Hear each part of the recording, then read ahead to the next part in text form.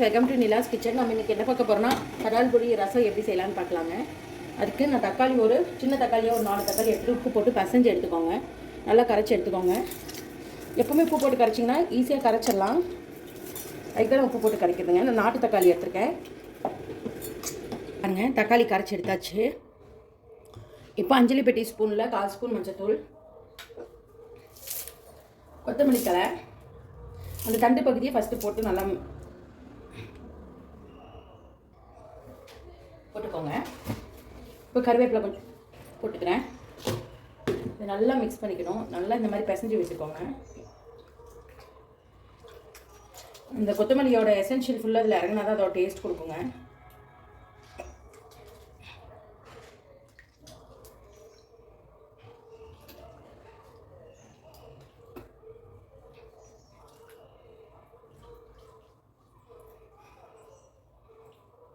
பாருங்கள், இந்த மாதிரி மிக்ஸ் பண்ணிக்கோங்க.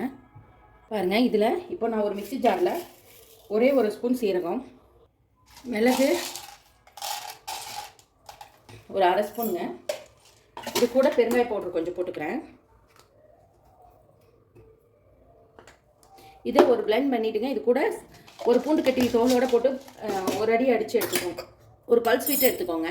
மிக்சியில் இந்த மாதிரி கொரகொரப்பாக அரைச்சிட்டேன். இப்போ நான் அதில் பாதி எடுத்து இதில் போட்டு மிக்ஸ் பண்ணிக்கிறேன். வாங்க தாளித்து விட்டுடலாம். வாங்க ரசம் தாளித்து விட்டுடலாம். இப்போ நான் ஆயில் வந்து ஒரே ஒரு டேபிள் ஸ்பூன் அளவு ஊற்றிக்கிறேன்.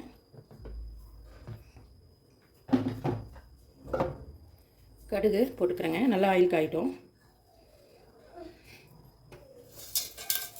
கடுகு நல்லா வெடிக்கணும்.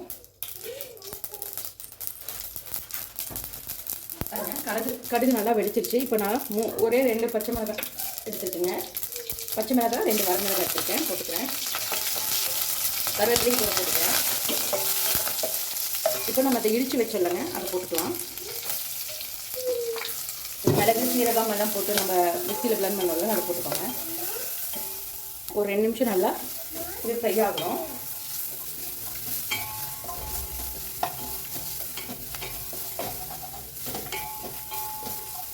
இது நல்லா ஃப்ரை பண்ணோம்னா அந்த ரசமோட டேஸ்ட்டே தனியாக இருக்குங்க. நீங்கள் ட்ரை பண்ணி பாருங்கள் இந்த மாதிரி ஃப்ரை பண்ணிட்டு. இப்போ நம்ம அதை கரைச்சி வச்சு கரைச்சில் ஊற்றிக்கலாங்க. தேவையான அளவு தண்ணி ஊற்றிக்கோங்க, உங்கள் புளிப்புக்கு ஏற்ற மாதிரி. தக்காளி மட்டும்தான் இதில் போட்டிருக்கோம், வேறு எதுவுமே நம்ம ஆட் பண்ணல. உப்பு கொஞ்சம் பத்தலை, நான் உப்பு ஆட் பண்ணிக்கிறேன்.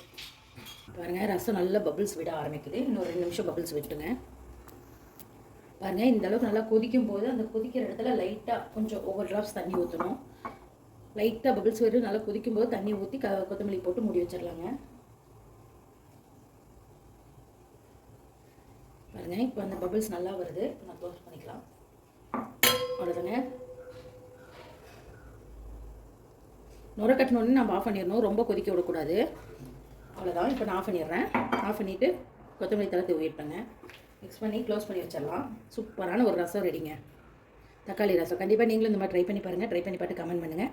இந்த வீடியோ பிடிச்சிருந்தா லைக் பண்ணுங்கள், ஷேர் பண்ணுங்கள், மறக்காமல் சப்ஸ்கிரைப் பண்ணுங்கள். தேங்க்யூ ஸோ மச் ஃபார் வாட்சிங். பை.